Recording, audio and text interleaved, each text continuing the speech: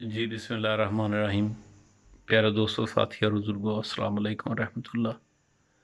प्यारे दोस्तों, ये चंद दिन पहले कबूतर परवरी की एक बहुत बड़ी शख्सियत, बहुत बड़ा नाम, उस्ताद शेख अफजल इस दुनिया फ़ानी से अपने असल मालिक व हालिक के पास हाजिर हो गए।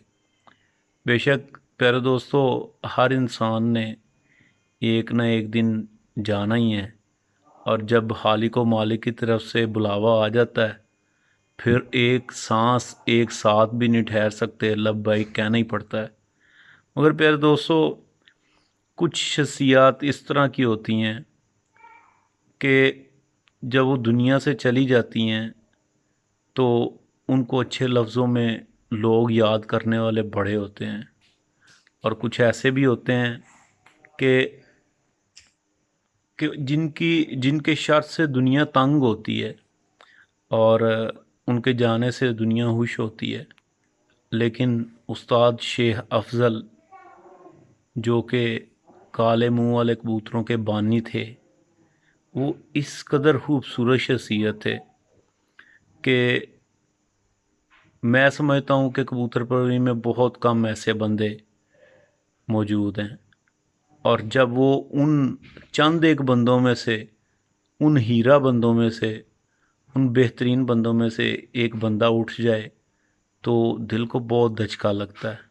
बेशक मौत एक अटल हकीकत है और उसने आना ही आना है। उस्ताद शेख अफजल साहब से मेरी पहली मुलाकात जो है वो 2006 में हुई। महानामा नया शऊर के सिलसिले में उस्ताद इम्तियाज़ हीरा साहब के पास आना जाना लगा रहा। उनके हवाले से उन्हीं के दफ्तर में मुलाकात हुई। बड़ी नफीस शख्सियत और बड़े कम गो, और जब बोलते थे पूरी मुदल्लल गुफ्तगू करते थे। शहर सियालकोट के कई फ़ैसलों में उस्ताद शेख अफजल को एक बड़ा मुकाम हासिल था, उनको बड़ी इज़्ज़त दी जाती थी, उनकी बात का एक वज़न था। और वो ऐसी शख्सियत थे कि अगर चंद एक बंदे बैठे मुख्तलिफ़ किस्म के टॉपिक पर बातचीत कर रहे हैं, जो ला यानी और ला मानी किस्म का टॉपिक है, तो वो चुप रहते। मैंने उन्हें जब भी बोलते देखा, बहुत दानिशमंदी और अक्ल व दानिश के मोती मुंह से जड़ते देखा। और ये नहीं कि वो दुनिया से चले गए तो मैं शायद मुबालगा रही कर रहा हूँ, नहीं, ऐसी कोई बात नहीं। वाकई वो इस तरह के बंदे थे। 2010 में जब माहनामा नया शऊर का सालगिरह नंबर निकालने के लिए मैं हाज़िर हुआ, उस्ताद जी के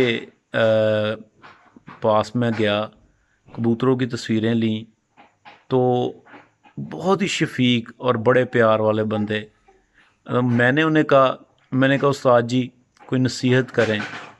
तो उस्ताद जी ने कहा, मुग़ल साहब, नसीहत क्या मैं करूं आपको?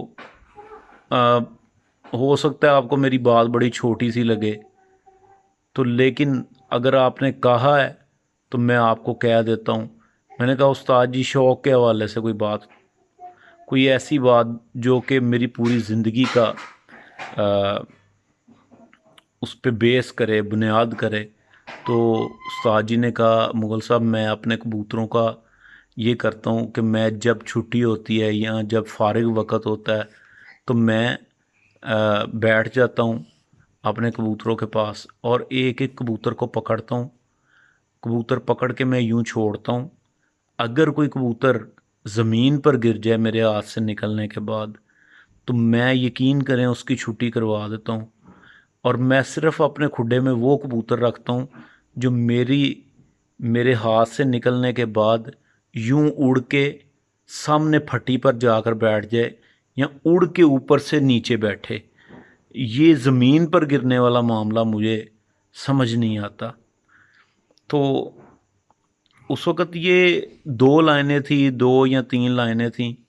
उस वक़्त मुझे हकीकत में इतना, मतलब मुझे ये तो ہوا کہ بھائی ایک تجربہ کار استاد نے اپنی تجربہ کی بات بتائی ہے، لیکن جب وقت کے ساتھ اس کو تجربات پہ اپنی اپنی کسوٹی پر اس کو پرکھا، تو آپ یقین کریں کہ واقعی وہ کبوتر جو پہچان استاد جی نے بتائی، واقعی وہ کبوتر بڑے شاندار تھے۔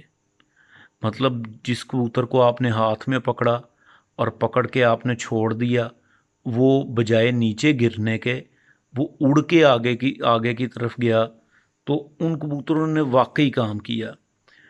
اساتذہ کے اشارے ہوتے ہیں پیارے دوستو، جو کہ جو کہ جس طرح وہ سمجھاتے ہیں، اور میں یہ سمجھتا ہوں کہ اب وہ اساتذہ جو ہیں بدرجہ بدرجہ وہ دنیا سے پردہ کر رہے ہیں، اور اگر آپ لوگوں نے ان سے کچھ سیکھنا ہے تو ان کی قربت اختیار کریں۔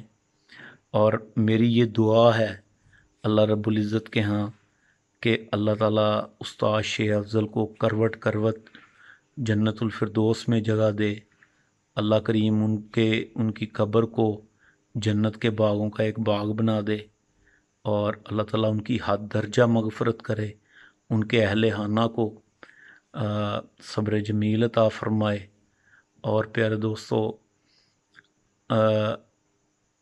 کبوتر پروری کا جو یہ ایک روشن باب بند ہوا ہے، اللہ کرے کہ ہمیں ان جیسا کوئی دانش مند پھر سے استاد مل سکے۔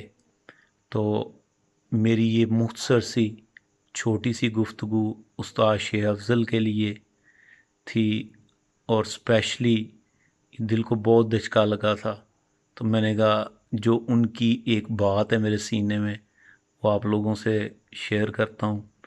آپ سب کا بہت شکریہ، جزاک اللہ۔ اللہ حافظ۔